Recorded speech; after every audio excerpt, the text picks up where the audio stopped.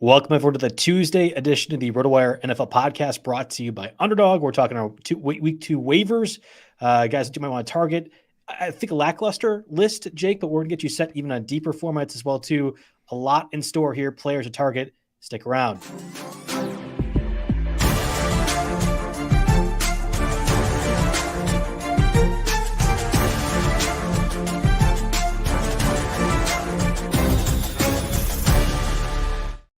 Again, welcome everyone to the Tuesday, September 10th edition of the RotoWire Fantasy Football Podcast. I'm Joe Bartel. You can follow me at JB Fantasy Sports alongside me every Tuesday. Jake Letarski, you can follow him at RotoJake. We're diving into the week 2 waiver wire pickups and probably discussing just a little bit of the Monday Night Football game as well as we go on throughout the show. Real quick, let's get a word from our sponsors, Underdog. We're proud to partner with Underdog Fantasy for the NFL season. Underdog Fantasy is the easiest place to play fantasy sports, and it's also the fastest growing fantasy app in the industry. In addition to their popular best ball contest, Underdog also offers great DFS pick'em games. Pick whether your favorite players will have a higher or lower stat total in this week's games for a chance to win big. And you can win up to 1,000 times your money in a single night by picking between 2 and 8 players to build a pick'em entry. Right now, I think they have a no sweat one as well, where you can toss in 4 different entries and have a chance to win. I have Josh Allen's under 285.5 rushing and passing yards for that Thursday night game. We have a lot of that information on RotoWire with our DFS pick'em tool via a subscription, rotowire.com/try. Gets you 48-hour access to that. So sign up with RWNFL to claim your first free pick plus first-time deposit offer up to $1,000 in bonus cash. Visit UnderdogFantasy.com or find them in the App Store. And don't forget to register with the promo code RWNFL to claim your free pick plus first-time deposit up to $1,000 in bonus cash. Must be 18 plus years old, present in a state where Underdog Fantasy operates. Terms and conditions apply. Concerned with your play, call 1-800-GAMBLER or visit ncpgambling.org. Arizona 1-800-NEXT-STEP, 1-800-639-8783, or text NEXT STEP to 53342. For New York, call the 24/7 Hope line at 1-878-HOPE-NY or text HOPE-NY. All right, Jake. So I know you always love me doing that. Yes, thank you. We're going to get right into that top 5 waiver wire list for both of us. I want you to read through the top 5 guys that you want to pick up. We can talk about it after the fact, and then I'll mention my guys and bounce back and forth with the information. So essentially, you're looking at about 8 of the top waiver wire pickers for week 2 right here.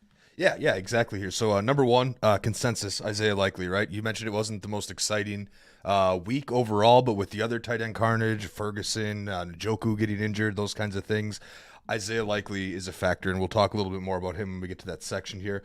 I had Bucky Irving at number 2. Interesting what he's doing in Tampa Bay right now. Again, we'll get into the numbers a little bit later. 3 was kind of a cheat for me. I put Jerry Jeudy down. He's only 46% rostered in Yahoo leagues. He scored a touchdown. Even though this offense is looking like it might be brutal, they might have to play catch-up to account for early game mistakes. So Jerry Jeudy's on here. An offense that is cooking is Baker Mayfield's offense. I made him number 4, and I made Wan'Dale Robinson number 5, 12 targets. Another terrible offense, but 12 targets you can't look away at. How about you, Joe? All right, so you had Isaiah Likely, Bucky Irving, Jerry Jeudy, Baker Mayfield, and Wan'Dale Robinson among your top 5 waiver wire pickups. For me, I agree with you. Isaiah Likely should be the top guy, and I'll echo what I had said last show, and I think is proven true or proven correct. There is no Puka Nacua. There is no Kyron Williams this year where you immediately grab them week 1 and you can start in your lineup every single week. I think Isaiah Likely actually is somebody I would play against the Raiders in week 2, but I'm not assuming Isaiah Likely is going to be a top 6 tight end moving forward. So we'll discuss kind of the budget restrictions that we're going to have from that perspective with Isaiah Likely, but he is top both of our list. A guy you did not include, and I think it's because you're cheating with Jerry Jeudy. I'm looking at somebody that I'm rostering in my 16 leagues. I think I put in waivers for 7 of them. Tyler Johnson, who I believe is going to be the beneficiary of Puka Nacua on injured reserve. I know a lot of folks talk about Demarcus Robinson. Instead of the former Rams guy, Demarcus Robinson. And maybe that's the right call, but Tyler Johnson I've liked a lot since his days back in Minnesota. He's been effective for the Buccaneers at times too when he's gotten opportunities, and he was really good Sunday night. So I think Tyler Johnson actually is one of those, if you're in a deeper format, we play in that 30-team 30 rostered RotoWire Dynasty. I like Tyler Johnson a lot in most of those formats. Bucky Irving is number 3 for me. We had talked about him for your number 2 spot. Makes sense. Colby Parkinson, just to reiterate from last week, there's another tight end that we can mention maybe as a deeper option too from the Packers as we get in later the show. But Colby Parkinson, I thought benefited tremendously with Tyler Higbee out. He did exactly what I was anticipating he did. 4 catches, 50 yards, thereabouts. That's going to be tight end 1 numbers some weeks, and it was pretty close to this week. So, definitely. And then I agreed with you. Wan'Dale Robinson, number 5. I also threw in Devon Vele, the Honorable rookie, mention. Yeah. the 6'5" receiver who got 15 targets for 5 yards from the Broncos in that pitiful offense. So again, top 5 list includes for both of us Isaiah Likely, Bucky Irving. I threw in Colby Parkinson. You threw in Jerry Jeudy. Baker Mayfield, if you're looking for quarterbacks, Wan'Dale Robinson also in that mix. And again, Tyler Johnson is one of those guys in deeper formats that I'm going out and aggressively getting. I mean, Parkinson would have been on my list, but he was on my list last week. I already picked him up, right? So now that's fair. So now we're back here. Yeah, cool. Okay, so when we're going over these top 5 lists, we're going to talk about the players in their respective categories. And again, for everyone that has not been following us for the years we've done the show, we are trying to target players under 50% rostered on Yahoo. That's why Jerry Jeudy was mentioned. I would imagine in league formats where you can make up pickups during the week, so like Friday after Isaiah Likely went nuclear on Thursday, Likely probably isn't an option. So I will reiterate once more, this is not the attractive waiver wire run out and get this guy that will be an automatic start for each and every week. So just keep in mind as we're going throughout the show, position by position, that not as many sexy names out there as there has been past week ones. And you'll see some other, waiver wire shows or site mention J.K. Dobbins right off the bat, right? Sure. He doesn't quite fit our threshold around 55%. We actually mentioned him last week, which was good if you're listening, because he turned out to be really doing really well when he was underneath the threshold. Now this week, of course, he's kind of out of the discussion here. So 50% is our threshold. Yahoo leagues. We'll look at ESPN leagues too, because sometimes there's some differences between the two, especially on the defense streaming side. And like you said, there's not a lot of home runs this week. I mean, Likely's our number 1 pickup both, but he's definitely not a dump all your fab guy type of situation. So you want to be smart with your fab. Wait for the right opportunities here. And also, because of the Christian McCaffrey situation on Monday night, there were a lot of really high-profile drops. So before you even search some of these names, I would actually run through your transactions and look to see who other people in your league dropped this week. See if anybody got really impatient early or cut ties with somebody. Maybe a younger player we weren't expecting to come on till later in the year. Somebody actually got in a pinch and dropped Amari Cooper in a 12-team league of mine. I know we were joking about this. That's not common, but it can happen, and you have to. Absolutely, it's worth taking a look at first, because there could very well be a name in there that's far better than any of the top 5s that we just did. Along the same lines, Jordan Mason, who was in our show last week, if he's available, I'd be definitely running out and getting him too. In fact, Eric had asked in the chat, and I think it's kind of worth reiterating. Would you trade Jordan Mason to the Christian McCaffrey manager for a combination of Bucky Irving and pick a receiver? This guy says Brian Thomas Jr., who was probably one of the better rookie receivers last week. But I think there's a case to be made that you could probably get even more to trade Jordan Mason to the McCaffrey manager than Bucky Irving. Is that fair? Yeah, I mean, at this point, we say that Christian McCaffrey is probably going to, or could miss week 2. We don't know that. That's for what sure. Schefter said last night. We know that Shanahan's going to be real dodgy with the injury report. I think in this day and age in gambling, he maybe needs to be investigated for that, especially after Jordan Mason let it slip in the post-game interview that he knew on Friday he was going to start, and then Shanahan and Mason actually rolled that reel back, and you could tell Mason was mad about talking to the media in general. This is why I don't talk to the media, that kind of thing. So, anyway, interesting. But all that aside, I think you kind of just need to take what you can get for Mason at this point, because you can only really count on one more week of you can't even really count on one more week of utility. I'm sure McCaffrey will be up there among the highest rostered or highest snap percentage running backs once he's finally ready to go here. Obviously, the concern is that the calf injury was there, and then they threw the Achilles thing in there, and it certainly wasn't. It was never definitive that he was playing, so there was always a risk. So. Yeah, I mean, if you could get Irving and Thomas, I would make that deal. You might as well try to get both of them. If you got to throw in Dontavion Wicks, that's fine. He was a non-factor for the Packers, and obviously with their quarterback situation, things are going to go a little bit downhill for a wide receiver 4 in that offense. I'm sure we'll touch on that in a bit. But yeah, I'm just taking what you can get for him. If it's guys like Thomas and Irving that are guys that. They're not someone you pick up and start week 2 comfortably. They're just people that you think could eventually develop into good fantasy assets, good flex plays, given the right matchup. Sure. I'd move on that and take what you can get. We're getting a bunch of new viewers right now. So just to reiterate, the top 5 list for both of us include Isaiah Likely at the top. Bucky Irving was right around there as well, too, either 2 or 3. I had listed Tyler Johnson among my top 3.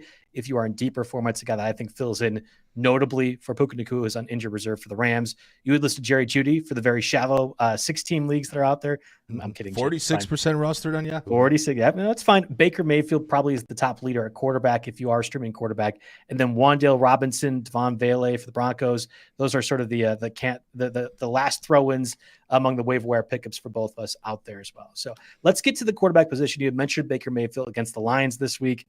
The over-under for that Rams-Lions game, I think, was at one of the highest, like 51.5. And I wonder if that would have hit if Puka Nacua had stayed healthy all game.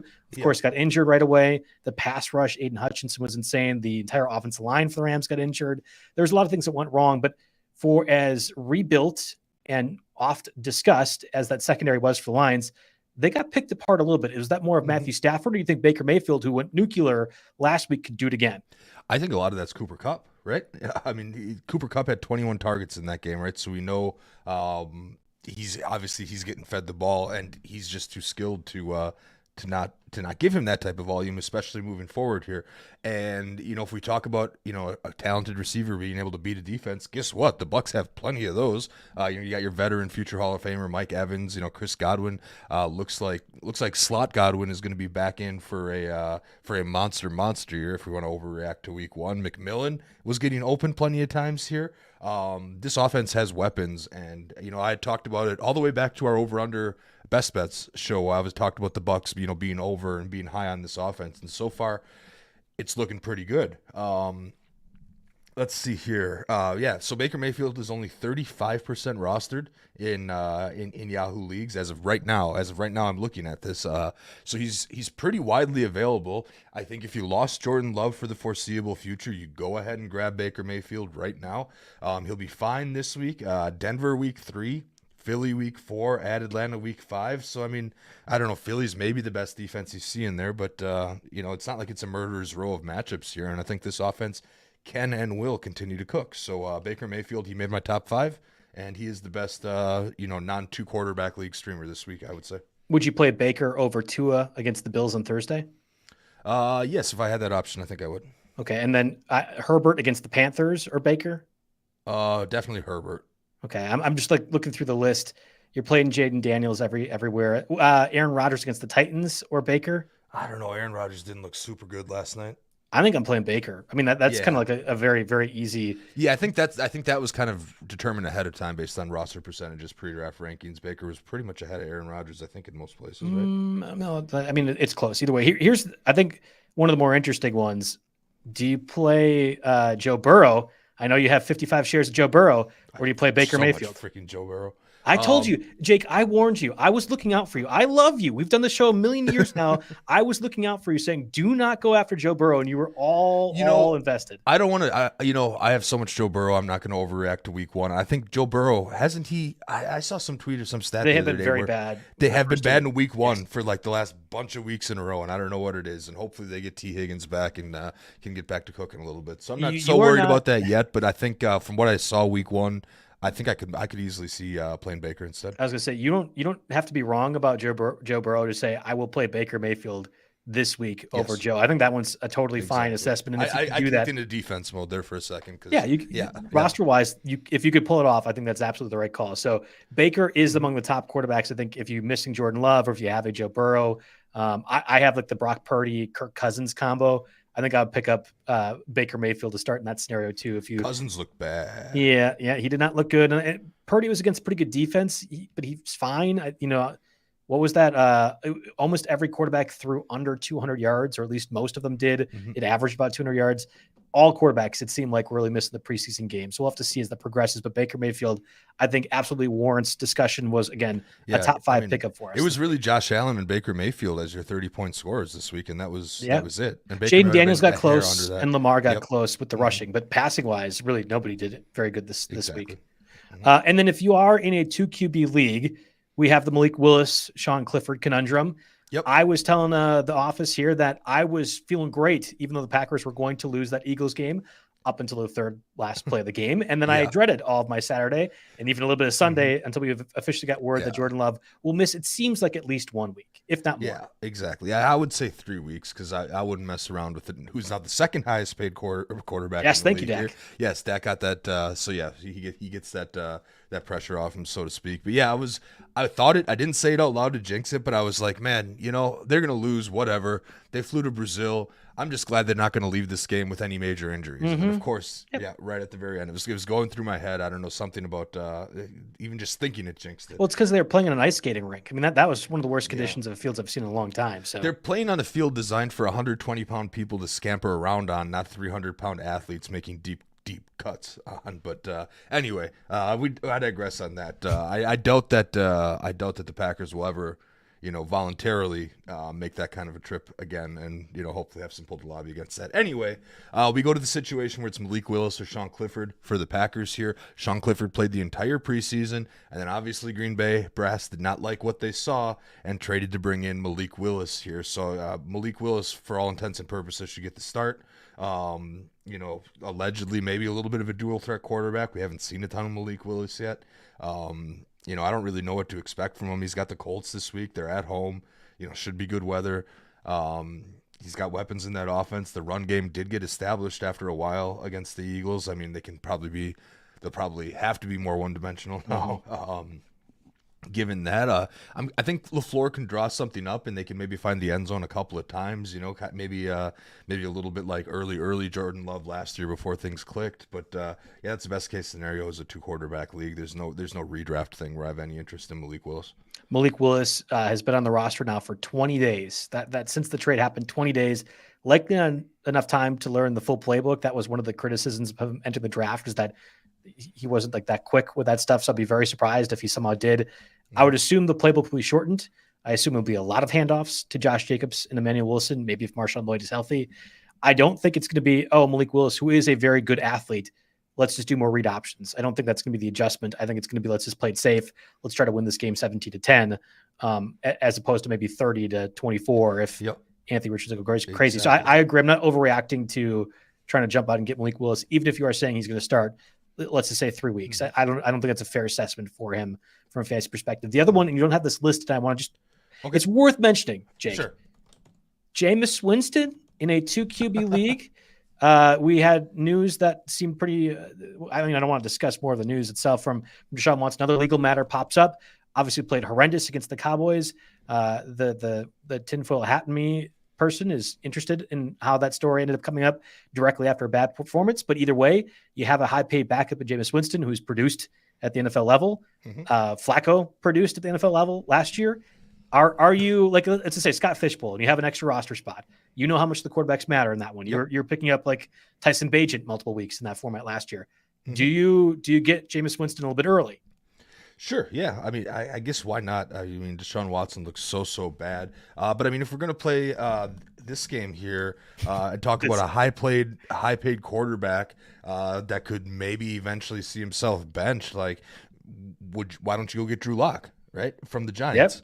I mean, Daniel Jones looked just as so bad. You could say the same about Kirk Cousins. So I'm not quite sure I'm wasting a roster spot on that speculation yet. But if week 2 happens and he doesn't look any better, then I'm going to go for it. And of course, the other one I noted down here was Justin Fields. We didn't get to talk about it last week. If you're in a 2-quarterback league, he was snatched up immediately in 2-quarterback leagues. He might have even been drafted if it's a deeper 2-quarterback league. I'm sure he was in the dynasty, but he is preparing to make another start week 2. He was kind of obviously it was an interesting situation. Russell Wilson wins the job, injures his calf, ends up being the emergency quarterback. Very, very Russell Wilson things.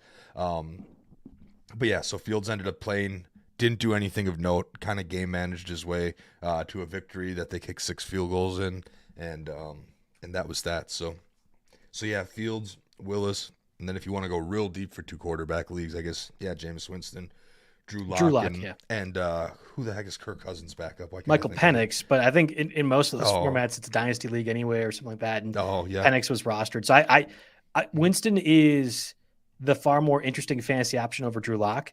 But in the same instance, the one more likely to be replaced is Daniel Jones, because Drew Lock, and we saw that on HBO, right? Shane, the GM for the Giants, had mentioned that Daniel Jones wasn't all that good of a quarterback. And then they had to like add episodes in to pretend like they actually liked Daniel Jones and ignored the Drake May trade up for the Patriots and stuff like that. So I think the high upside scenario is Jameis Winston.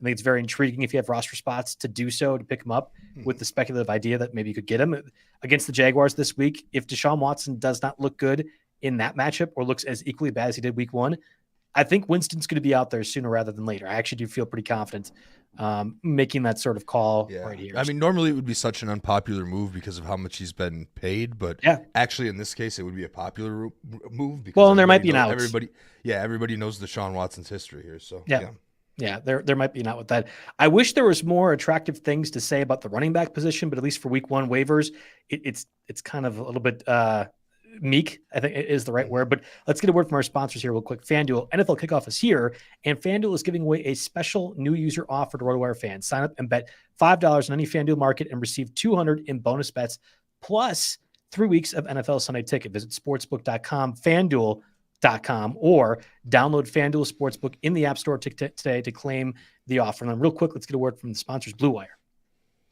All right, we're back and talking running back pickups. And last week we mentioned Rico Dowdle. We were all in on Jordan Mason even beforehand. Jaleel McLaughlin, Deonta Foreman. You could safely cut Deonta Foreman. I think it's clear the Browns' offense is not very good and aren't going to be utilizing Foreman all that much. Dobbins was also in that conversation last week. He is at 50% rostered, so we're going to exclude him from this list. He was 50% as of Monday afternoon. He's up to a 56% now. Again, that's first come, first serve leagues because of the waiver. So first come, first serve. He's long gone. He was picked up like in the middle of his game, right? But other leagues. So I mean, it's worth checking if you're in a 10-team league. J.K. Dobbins could be an impactful player. Yeah, the person that made both of our top 5 lists was Bucky Irving, the rookie running back for the Buccaneers. At least crucially for us here at RotoWire, Bucky Irving clearly was the backup running back behind Rachaad White.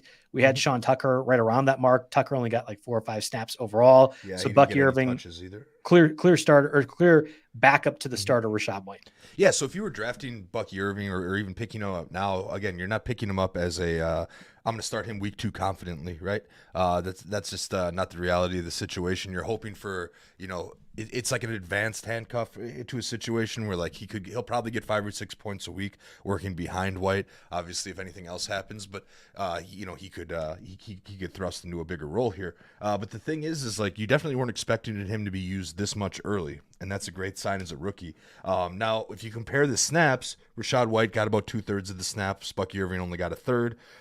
If you compare the routes run, Rachaad White was far more dominant as a pass catcher. Ran 19 routes. He was targeted 6 times, caught 6 for 75. Irving did haul in 2 passes here. But as far as just the rushing aspect, Irving did outplay White. I mean, he had 62 yards on 9 carries. White had needed 15 carries to get to 31. So Rachaad White's a starter. He's the pass catcher, but there definitely is a role in fantasy for Bucky Irving. And, if you can't, it's probably too late to get Jordan Mason at this point. Everybody that, didn't scoop him up prior to the Monday night game or after Monday's news, he's not out there. So I think, Bucky Irving's probably the top running back option in a week that's pretty shallow for that. Along the same lines as Justice Hill, and I had talked about on the Thursday YouTube show that we do, that Justice Hill had gotten 1 carry for 3 yards, but played something like 45 snaps or whatever it is. Either Todd Monken is the dumbest offensive coordinator of all time, and I don't think he is, or they are going to have to balance the splits more, because you can't give a tell to defenses at the NFL level like that every single time Justice Hill's on the field, he will be the pass catching guy. And I understand they have Derrick Henry. John Harbaugh had made the comment earlier this week saying they didn't sign Derrick Henry to be a 30-plus carry guy. Fine. But I don't think you wanted to have Justice Hill tip off defenses to the extent they were. Now, maybe it was game script for Thursday, but in pass catching leagues or PPR leagues, Justice Hill has some value, I think.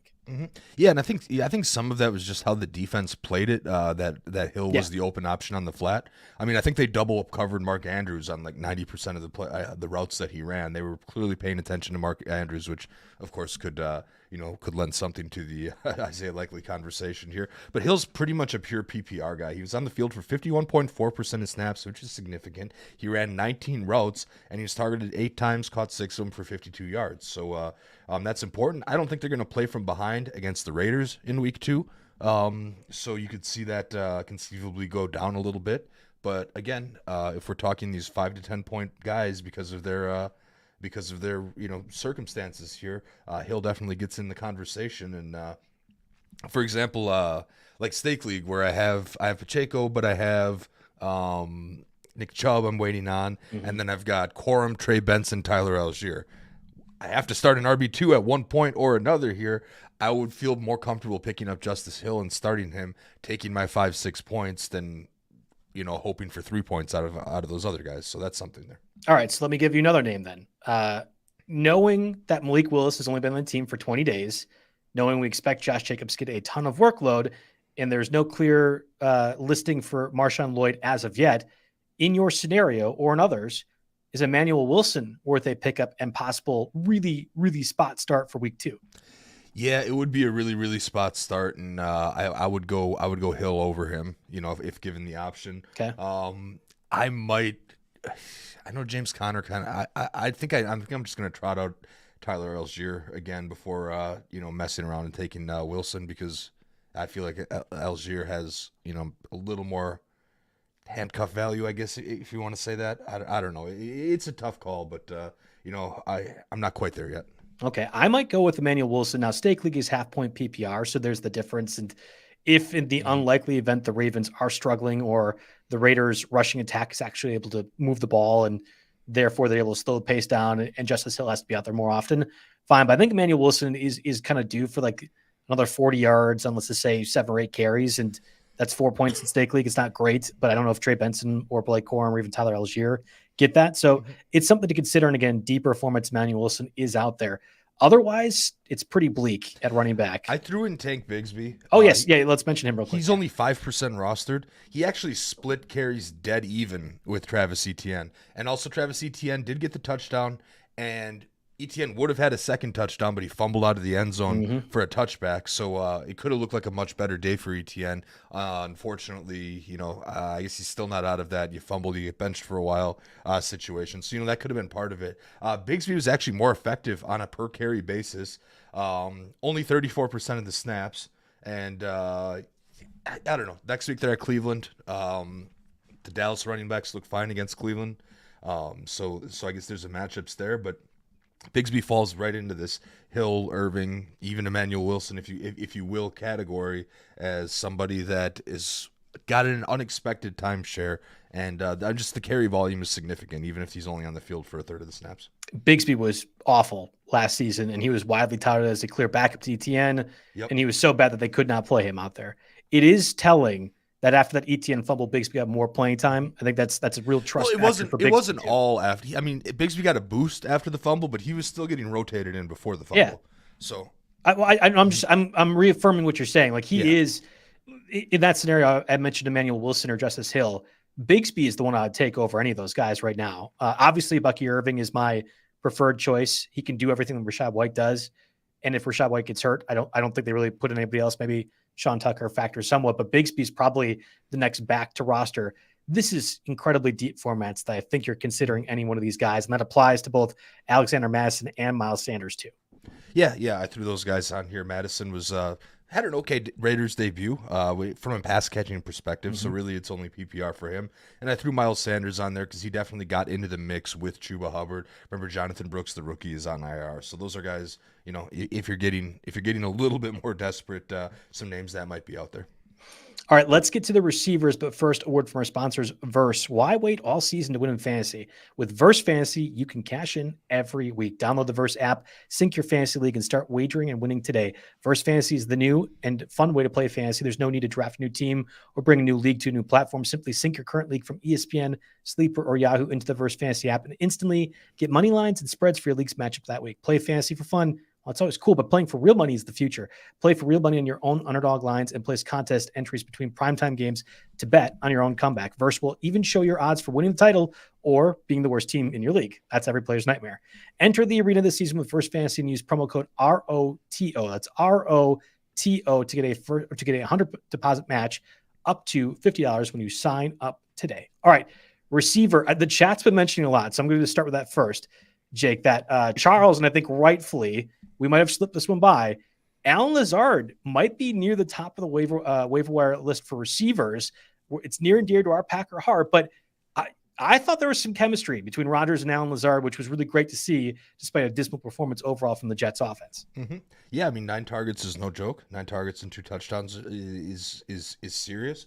I'm ready to let somebody else use a higher priority on it. Okay. But and maybe overreact a little bit because it's been years since we've seen. I mean, we haven't seen Lazard do anything positive since the last time there was a healthy Rodgers, essentially.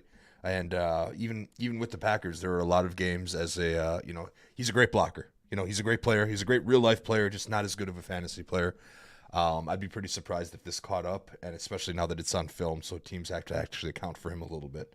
It can't just be Garrett Wilson, though. That's where I think, and Mike Williams is obviously there too. They had said they were going to work him back in. Maybe that's part of it. That Mike Williams getting healthier means Allen Lazard. I didn't even. Do we have the snaps for that yet? I don't know if we have. I don't know either. I wasn't watching. We don't quite have snaps for it yet. So, totally. So yeah, I think as Mike Williams goes into that definitely takes from Lazard. Charlene had said Charles. No, Charlene was right. I think Allen Lazard in deeper leagues, I'm considering him. The 2 touchdowns probably doesn't happen again. But let's just say, again, like you're in stake league, but you need the reverse instead of the second running back. You need the wide receiver 3, 4.5, 6 points, whatever. Like I think Lazard does that most weeks, and it's not great, but maybe get the high upside one every once in a while, like we had Monday. You had Jerry Jeudy among your top 5 waiver wire pickups, and again. This is 50% and under rostered, so you were able to sneak that one just by. Yep, to make that one make sense. Hey, I'm glad I do this once in a while because last week I snuck in J.K. Dobbins at 45%, and maybe I helped 1 or 2 people. There you go. I just wanted to throw it out there. Look for Jerry Jeudy, especially again, not someone even at 45% or whatever. Even after scoring the touchdown, he was targeted 8 times, which I guess is encouraging. Only caught 3 of them. I didn't get to watch that whole game. I'm not sure how many of those were actually catchable, but he's definitely a factor in that offense. And if they do make a quarterback change, they can really only go up from there. Maybe he keeps going down the road. Is Cleveland the place that he finally realizes his full potential and stay healthy? Who the heck knows? But I like Jerry Jeudy better than a lot of these other guys that we're going to talk about if it comes down to it. That's fair. We also both had Wan'Dale Robinson on our top 5 waiver list, led the Giants with 12 targets. It's Giants versus Commanders week 2. I'm not sure if you think game script wise that helps Daniel Jones, hurts Daniel Jones. I'm not positive anything really helps him, but where are you at with Wan'Dale among the other receivers among this list? I mean, if you took a flyer on Jalen Hyatt, he's droppable. Malik Neighbors played 100% of the snaps, so that's serious. I think Neighbors will eventually have some bigger games here, but they do need another pass catcher, and they are going to find themselves behind in games a lot. And 12 targets basically is you automatically make the list, the show list here, and that's serious enough for me. For sure. The difference between full point PPR and half point PPR, I think, matters significantly here. But Alec Pierce caught that one beautiful pass from Anthony Richardson, gets the touchdown, was really insane just from a deep ball perspective. I had wondered if A.D. Mitchell was going to be used the deep threat. Of course, Josh Downs wasn't playing week 1. When Josh Downs comes back, is A.D. Mitchell then pushed out there? The Colts actually have 4 pretty good receivers. It's just how they're going to use them and if Anthony Richardson can use them. But Alec Pierce, he's going to be on the top of the search lists because he scored the most fantasy points for a lot of people. But is he the top of your list? Let's make one thing clear for anybody that did not watch the Colts game. Anthony Richardson did not look good. I think he was something like 9 for 19. I don't have it in front of me. He did not look good, and he was not accurate, but his final fantasy point line masks that because of the rushing and the fact that he had these 2 bombs. They were just heaves. One of them was I think Jerry put this in his article. It was like the 3rd longest air yard pass since they started doing next gen stats. So he's got a cannon, and that works for him, but that could easily, that stat line could easily look a whole lot worse if some of those balls aren't falling. So I'd actually, not to sidetrack, but I'd be trying to move Anthony Richardson for what I can after what I saw week 1 here, and hopefully somebody just looks at the number and not the actual game footage of what happened there. So that's a possibility. But I guess, Alec Pierce, a low priority ad, I suppose. It depends on your format. Josh Downs will eventually come back. Who knows how that factors into Pierce. All we know with Pierce is that he is ahead of Adonai Mitchell on the pecking order for snaps, routes, targets, all of those things. In the chat, somebody asked, what's your thoughts on Michael Pittman? You had mentioned Anthony Richardson as well, too. You've always been high on Pittman. Are you trying to move Pittman as much as you're trying to move Richardson in that scenario? I love this question after week 1, right? Like, a guy has one bad game. It's time to move him, right? This is the time to sell him at his low. You're trying to move him at his lowest value. Like, what would you be happy to get for Pittman? I mean, like It's a Tony tough question. Pollard. Like, I mean, what are you trying to get out of that deal? So it's tough. I mean, I think Pittman, just based on volume alone, will eventually overcome, but he's going to have some pretty bad targeting efficiency this year if he's not getting balls, thrown that are catchable. We missed this one, and I want to circle back. Obviously, we're talking receivers right now, but real quick, Devon Achane and Raheem Mostert were both not listed as practice participants on Monday's estimated practice report. Again, they play Thursday against the Bills. Knowing that, would you pick up Jalen Wright, who is a healthy scratch? There is Jeff Wilson, I'm sure that's widely available. Like, but how do you sort through that backfield? Achane and Mostert didn't do a whole lot rushing wise, but Achane was obviously insane as a receiver. Well, this specific question puts it between Jalen Wright and Jordan Mason, and he notes that his opponent has McCaffrey. Jordan Mason for sure. Yeah. That's why I just moved past that. Yes, okay. I was going to say, Jordan Mason's the number one target for Daniel Caps here. Thanks for tuning in. Thanks for asking a question here. So then we're going to move to the Miami backfield. Yeah, those are interesting, but I mean, if Mason starts and if Wright starts, Mason has the way better game, and I don't know. I guess if you're the Achane owner, I could see making a claim for White if you don't get Mason, especially in that situation. But I'm not super excited about it. I mean, Jeff Wilson's ahead of him on the depth chart. Jeff Wilson was getting meaningful carries there, so that backfield's really kind of a mess outside of Achane being good and maybe Mostert, touchdown regression for sure. For what it's worth, I actually think Jalen Wright is a really, really good running back in the NFL level. That he didn't play week one doesn't make me all that worried. And in fact, I kind of like the prospect if Mostert and Achane were not playing. But this is the issue with doing the show Tuesdays. We don't really know. If Mostert and Achane weren't playing, Jeff Wilson gets like 15 carries just because of how that is. I think Jalen Wright actually is just going to have a breakout game. But so and we saw this all throughout week one. The NFL coaches are so risk averse they don't want to have the possible bad scenario occur for their rookie when there's a lot of upside that's possible. It's super frustrating, but that's just the way things are with the lack of preseason games. Mm-hmm. I really think if Jalen Wright is out there and those two guys are not, or even if one of them is not, Jalen Wright becomes the second best back in that backfield. It just matters, what do you think he gets utilized for? I think he gets utilized more than Jeff Wilson. So I guess we'll agree to disagree. We won't really know on that one until come Thursday. But Jalen Wright, I think, is certainly one that we had at least mentioned when we were skipping over the running back spot. So continuing with the receivers, on my top 5 list in deeper formats, again, I'm playing in 16 leagues this year, 7 of which I've put in a waiver wire bid for Tyler Johnson. I understand Demarcus Robinson's probably going to be the attractive name for a lot of folks. It was Tyler Johnson that was the factor once Puka Nacua was out with that injury Sunday night against the Lions. And I think Tyler Johnson's been a provenly capable receiver and also a really good run blocker, which is what is valuable for Sean McVay. So I like Tyler Johnson a lot. 5 catches for 78 yards in that loss to the Lions. He was among my top 5 waiver wire list.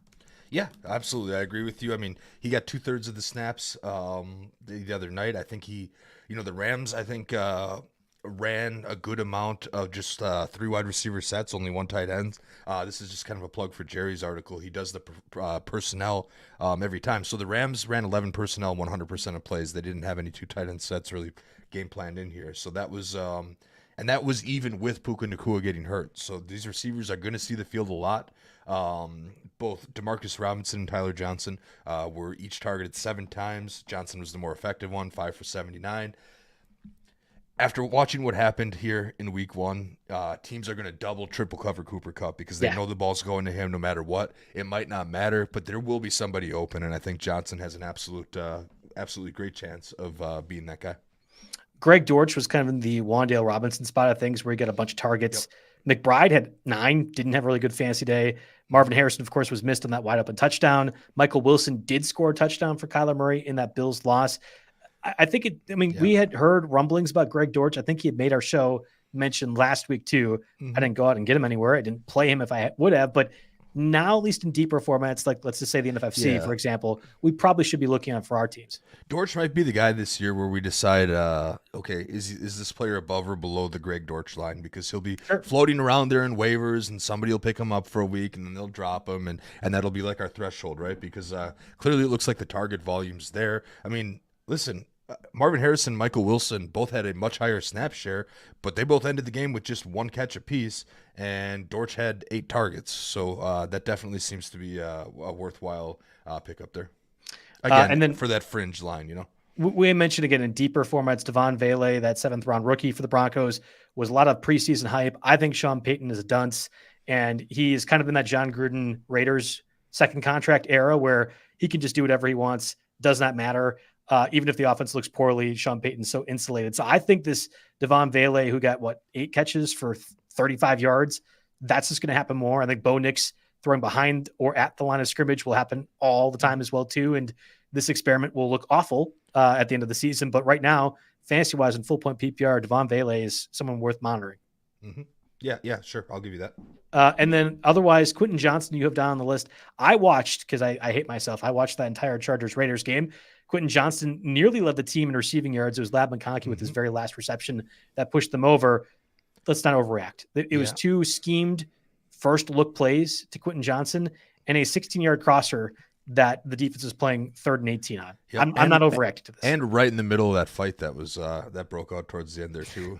Yeah, and I kind of wonder if Josh Palmer, who was like one of the instigators for it, at least was involved in it, could get suspended. I'm not saying he will, but there was just enough that I thought, I'm not going to include in my note that I wrote. I'll never understand punching someone with a helmet on. I know. I wanted to hit someone a million times in the game, but like I'll just punch him in the ribs. Like, what's the point of punching a helmet? I thought that same thing when that was happening. I thought of you specifically saying that too.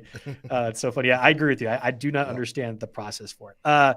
Let's move over to tight end because we have a lot of questions, Jake, that I want to get to at the end. We had talked about Colby Parkinson. He was still on my top 5 waiver wire pickup list this week as well. Noah Fant. Notably, I am dropping Parkinson for Noah. I'm sorry, I'm dropping Noah Fant for Parkinson, and I'm also dropping Fant for our boy Tucker Kraft, who clearly is the team starter at tight end for the Packers. Yeah, it was. I say he outsnapped Luke Musgrave. He drastically outsnapped Luke Musgrave. I mean, Kraft was on the field for 94.8% of snaps. Musgrave only 25.9%. He ran 28 routes compared to Musgrave's 8, and Musgrave barely played outside of the 2 tight end personnel. So Tucker Kraft is tight end 1 in Green Bay.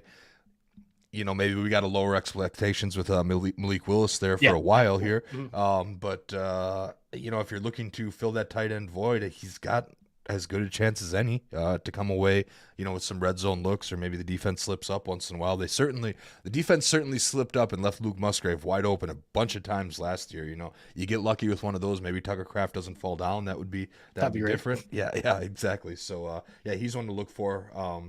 Right there. Isaiah Likely was an obvious candidate and probably not worth mentioning much more than we already have throughout the show. Real quick, I thought this was an astute call by you. Luke Schoonmaker, if and when Jacob Ferguson has announced that he will not play week 2, does have that high draft capital that maybe he matters for the Cowboys this week. Yeah, interesting. Maybe they just go away from tight end usage for the Cowboys as well. But Schoonmaker is next up on the depth chart if Jake Ferguson misses time with that knee injury. It looks like Ferguson has an MCL sprain / bone bruise. He hasn't officially been ruled out for week 2, or allegedly. I don't know how that's possible. I don't know. But yeah, it's the shenanigans next up there.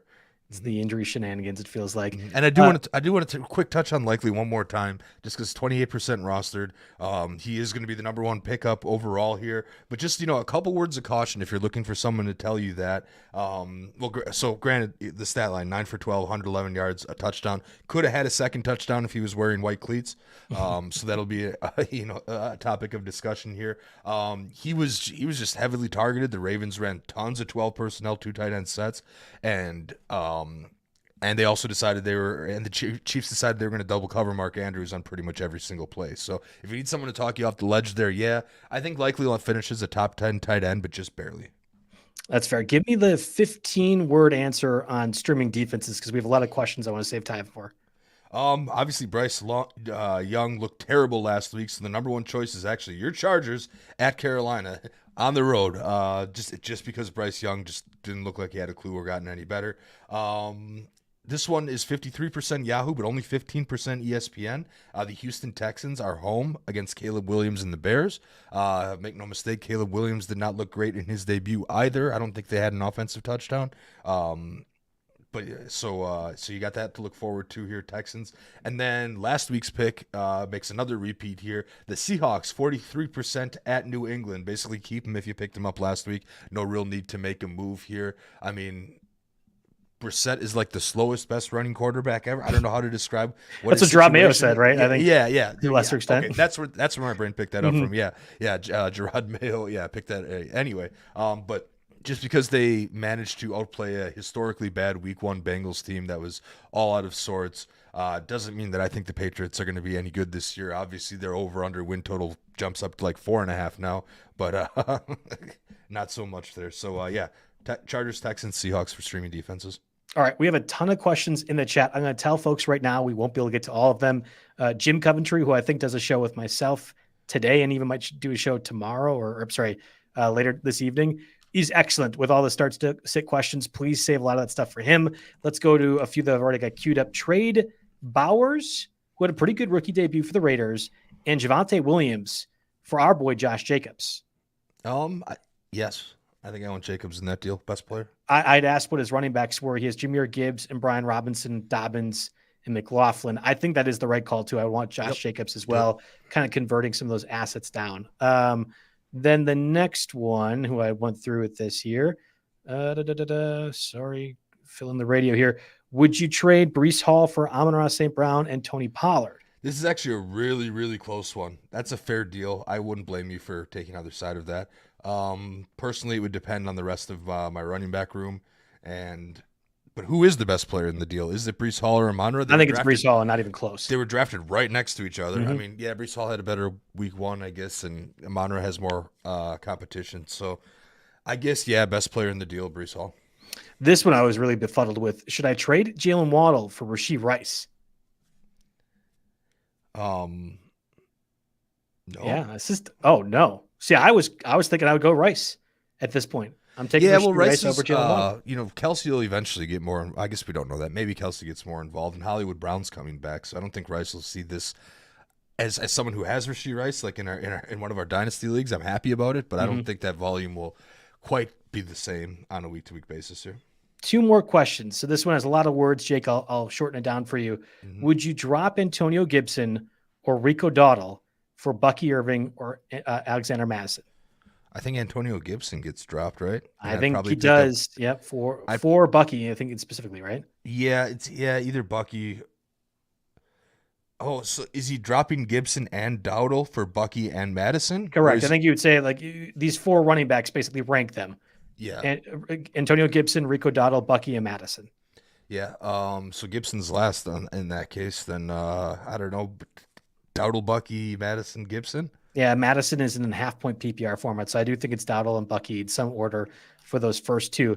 Last question here, and we were talking about quarterback streamers before. Baker Mayfield made your top 5 list. Would you play him over Matthew Stafford against the Cardinals with an over-under of 49.5, one of the highest in the Week 2 slate? Ooh, I think I'd probably play Stafford, but again, that's one that could go either way. I think I'm playing Stafford too, but obviously no Puka Nacua. You theoretically can't force feed every target to Cooper Kupp, although they tried Week 1. It's interesting. I'm going to play Stafford, just going to feel a bit safer about that matchup. In those divisional games, I feel like typically generate a lot of points. So Stafford over Baker, but that one's really close. Don't blame anyone going either direction on that. So again, all those questions in the chat, save them for tomorrow, save them for some of Jim Coventry stuff.